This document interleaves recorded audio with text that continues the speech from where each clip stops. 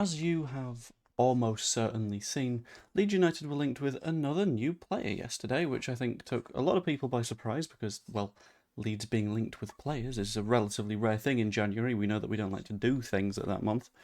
But beyond that, there was a little bit of confusion from the journalist class, is what I'm going to call them.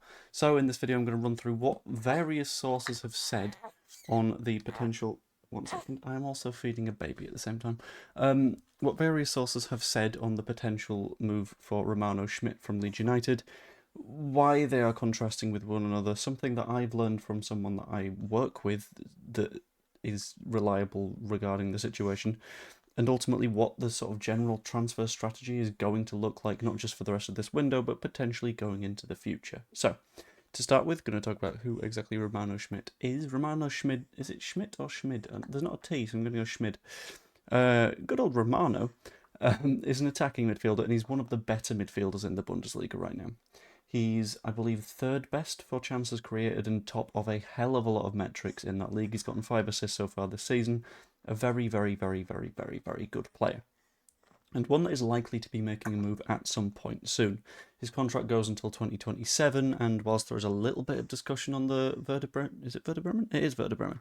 Whilst there is a little bit of discussion on the Werder Bremen side of could we renew his contract, it's more likely that he's going to be leaving so they can get a little bit of financial oomph back from him, and they realistically recognise that they probably can't get him on a new contract. It'd be incredibly difficult to do so and very, very expensive. On that note, they want a little bit of money back, so they're looking to sell, which means that potentially Leeds United was viewed as a destination. Sources include Florian Plettenberg, who said that Leeds United are looking at a move for 15 million euros plus add-ons. There hasn't been an agreement between the clubs yet, but he sees it as viable to be done before the transfer deadline on, is it the 31st of January this time or the 1st of February?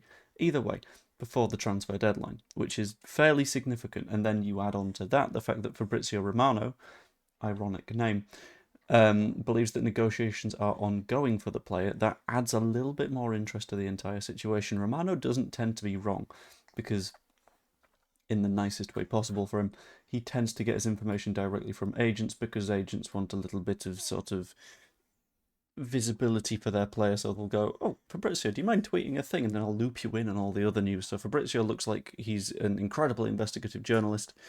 The agents get a bit higher like profile for their players. It all kind of works out. So anything from Romano you can trust as being accurate at a certain point in time. The question is, what is that point in time? Because on the Leeds United side, we've had a little bit of disagreement. Specifically from Graham Smith, he says that Leeds United did have an interest in him and were looking at completing that signing. However, since the signing of Facundo Buonanotte by Leeds United on loan from Brighton, that sort of killed the move off. There's not really a point in doing the move, and I completely understand that. Buonanotte is someone that can play as a winger, someone that can play as a 10, and fulfills that creative attacking player role in exactly the same way that Romano Schmid would. Have I said Isaac Schmidt a few times?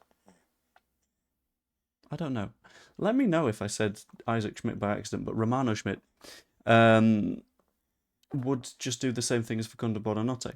So it kind of doesn't make a whole lot of sense for us to sign Romano Schmidt and Buonanotte end up not playing one of them for the entire rest of the season, whereas we could just wait until summer.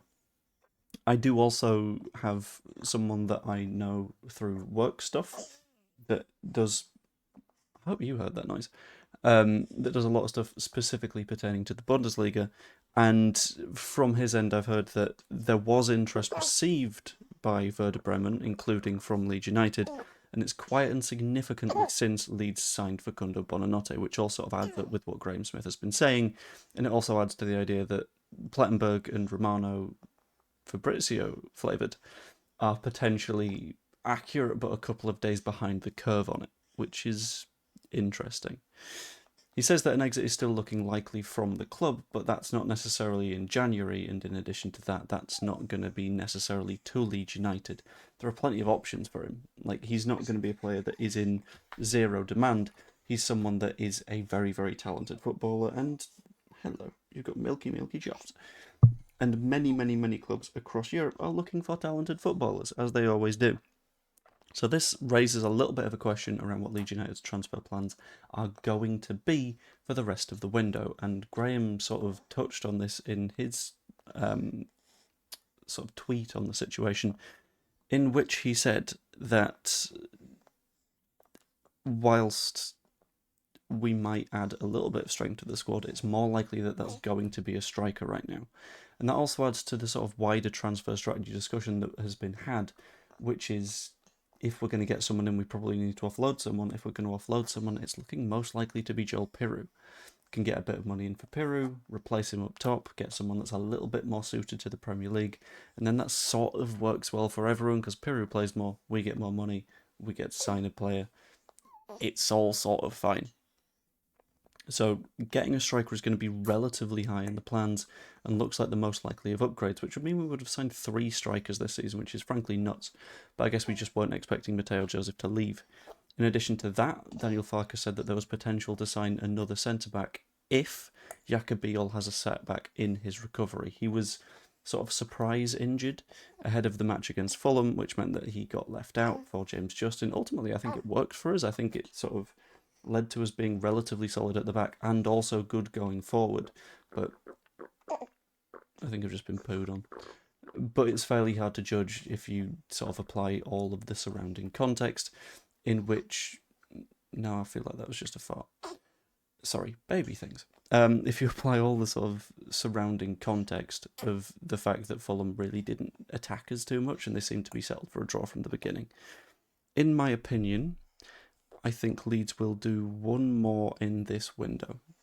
I'm going to say just the one, because I think whilst 2 would be nice, it doesn't feel particularly likely given the PSR situation, given that movement on exits hasn't been the quickest. It's going to take a little bit of financial muscle to get any further moves done. The Harrison one is an interesting one, because he could potentially free up some funds if we have confidence that there is going to be a sale there, but you can't really say.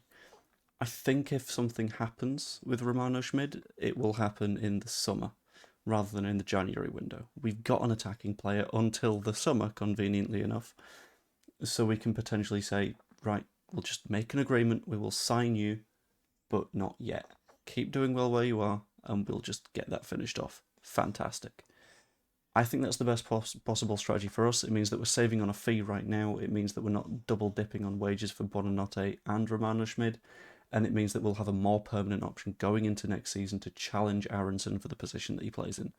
Because Aronson's been great, but having someone else that can potentially take that mantle is, let's be honest, fairly essential, because we're an injury away from having a big old gap in the squad, and I'd rather we not have that.